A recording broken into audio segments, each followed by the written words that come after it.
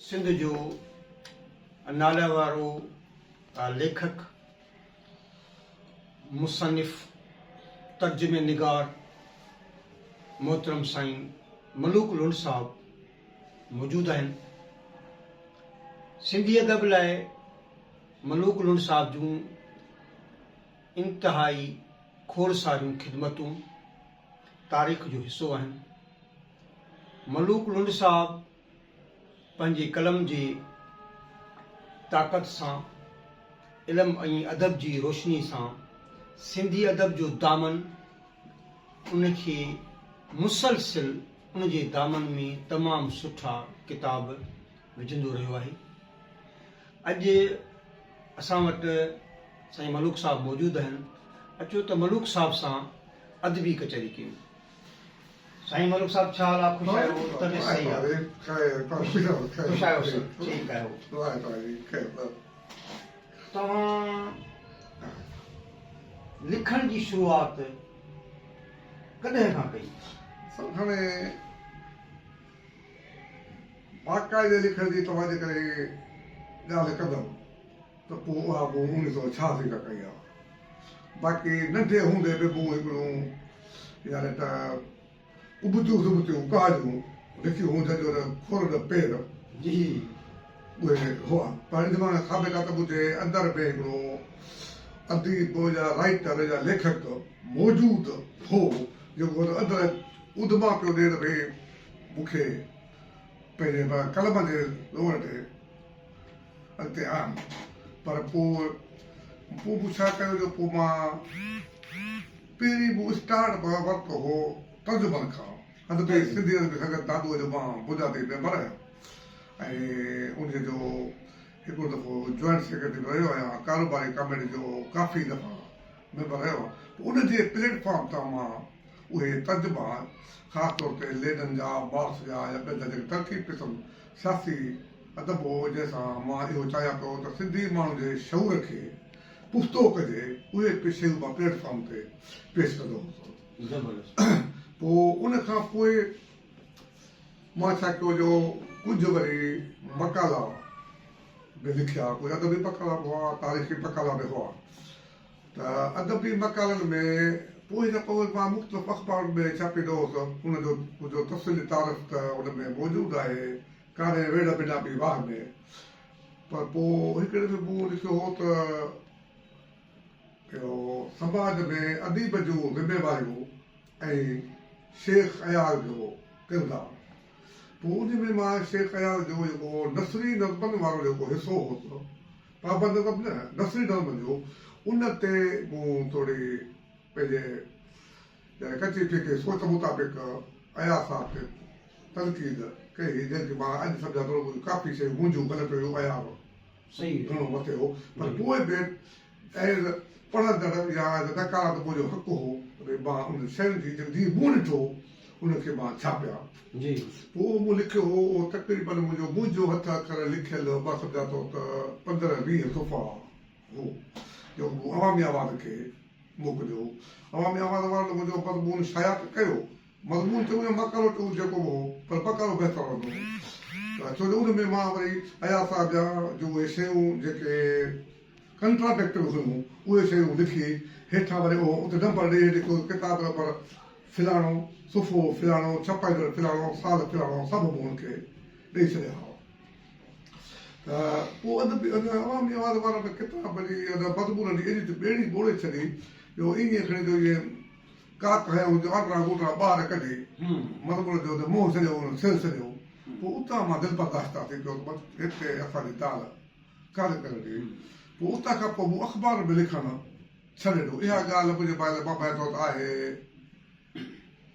92 जी न 2000 सम्झी पोइ हाणे किथे आहे 4 आहे 5 आहे 3 आहे या 6 आहे 2000 खां पोइ जी ॻाल्हि आहे। पोइ उन वक़्त में मशहूरु माहवार रिसालो निकिरंदो हो साञा जंहिंजो एडिटर साईं मरहूम हाकी जोर साहब हूंदो हो। उन सां मुंहिंजी ज़ाती मुहबत बि हुई, दोस्ती बि हुई ऐं मां हुन सां क़ौम परस्ती जे हवाले खां या अदब दोस्ती हवाले खां या तबक़ाती फिकुर जे हवाले खां मां मुतासिर बि होसि। पोइ मां हुनखे चयोमांसि मां तव्हांजे रिसाले में लिखणु चाहियां थो पर शर्त इहो आहे जी त जेको मां लिखां थो उन लाइ मां ज़िम्मेवार आहियां, तव्हां कोन आहियो। जी तव्हां मुंहिंजी शइ खे कटींदव कोन। इहो न थिए त मां हिकु शइ लिखां तव्हां ॿी शइ खे कटे छॾियो। त ख़ाकी साहिब मूंखे लफ़्ज़ अॼु बि ॿुधायो एज़ाज़ आहे न, चई मलूक तूं जूं शयूं जेको कटींदो न उहो पाण ॼटि हूंदो। तूं जूं शयूं मूं पढ़ियूं न ऐं उन्हनि में कटण जी का गुंजाइश कान थी रहे। एतिरी ॻाल्हि कान्हे का, पर मां ज़िम्मेवार आहियां न, त इहे सभु शयूं हुयूं। त उन खां पोइ मूं उन साञा में मुसलसिल जी लिखियो।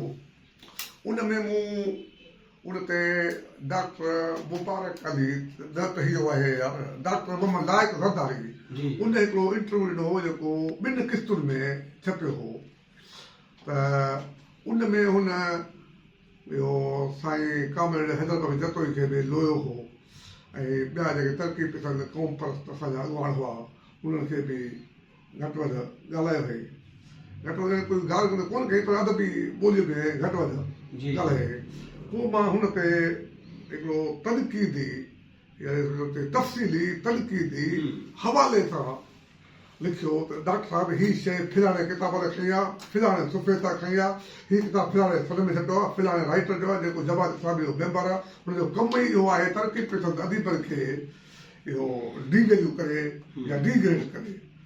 ऐं ख़ुदि मां चवंदो डॉक्टर जंहिं किताब वरितो उन लेखक इहा शइ लिखी त आहे डॉक्टर कामिल जे बारे में, पर हुन किथां वरिती आहे उनजो हुन को बि हवालो कोन हुआ ऐं ठोके छॾियो आहे।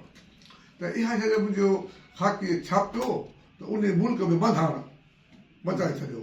ऐं एतिरो हद ताईं जो डॉक्टर लाइक साहिब जेको मुंहिंजी तमामु घणी इज़त कंदो उन खां पोइ मूंखां छिलकणु लॻो, पोइ मूंसां परे थियो हो।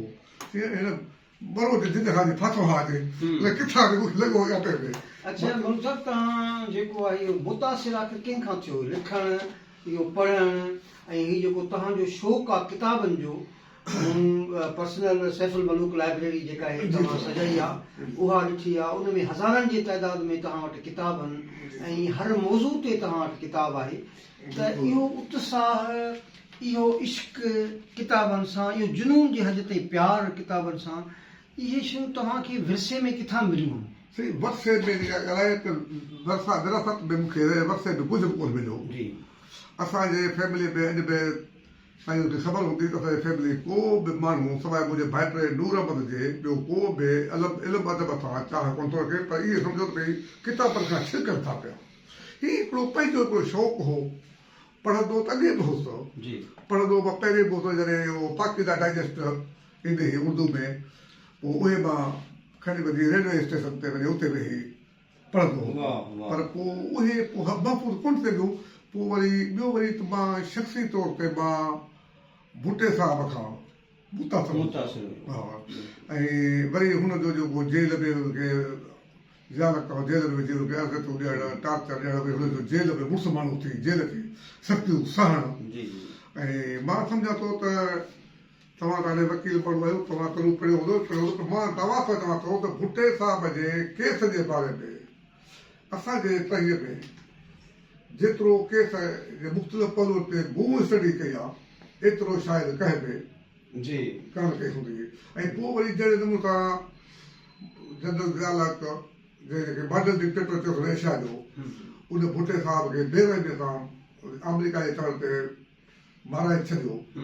त पोइ उतां मुंहिंजो ज़हन असुल में रियासत खां भाॻी थी वियो। मतिलबु हिते असांखे हक़ मिलंदा ई कोन।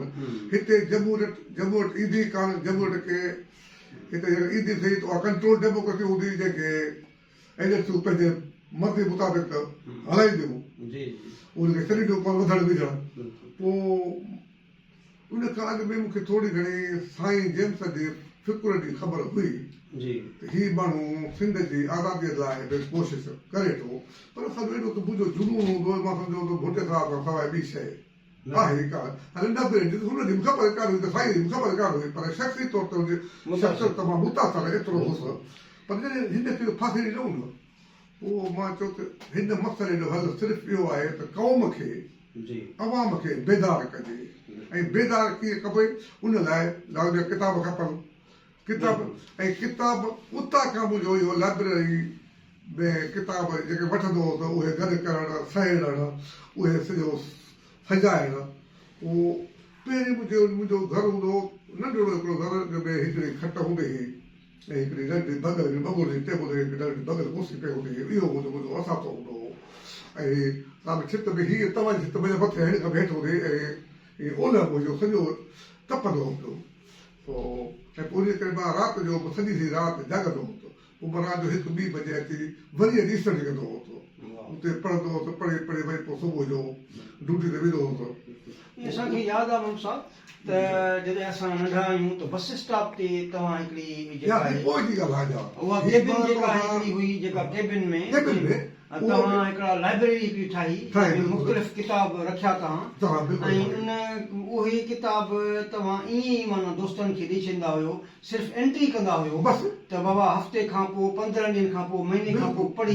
वापसि कयो हाणे इन में बि केरु कुझु बि चवे पर इन में बि सम्झो त मुहरक सोच मुंहिंजी हुई जी इहा ई साॻी सोच अवाम खे बेदार जी जी पोइ मूं दोस्तनि नूरमन सूमरे अलीगोर सूमरे ऐं उमेद सां गॾिजी मां चयो हिते का लाइब्रेरी क़ाइमु कयो जेको सिंधी माण्हुनि खे शऊर ॾे जंहिंमें घणा किताब सिंध जी सियासत ऐं सिंध जी अदब ऐं सिंध जी तारीख़ ते हुजनि घुरिजनि पर पोइ उन्हनि दोस्तनि इहो चई मुंहिंजे राय खे रद्द कयो इहो तूं जेको करे ॾिनो इहो तूं थो करी क़ौम परस्ती क़ौम परस्ती बि कहिड़ी ॻाल्हि आहे पंहिंजे अदब जे पंहिंजे नौजवान खे जेकॾहिं शऊर जे निगाह सां कयूं त क़ौम परस्ती सां क़ौम परस्ती में मतिलबु बुराई कहिड़ी आहे ॿुधायो ज़ालिम में मज़लूम क़ौम जी क़ौम परस्ती में फ़र्क़ु कयो अथनि ऐं जेको आहे मज़लूम ऐं ज़ालिम जिन्स में फ़र्क़ु कयो न जी मज़लूम क़ौम ऐं ज़ालिम क़ौम में फ़र्क़ु कयो इहा त तफ़रीक़ कयो क़ौम परस्ती आहे ज़बरदस्त साईं असां हिकु दफ़ो ॿीहर मलूक साहिब सां कचहरी कंदासीं तेसीं ताईं हिकिड़ो ब्रेक वठूं था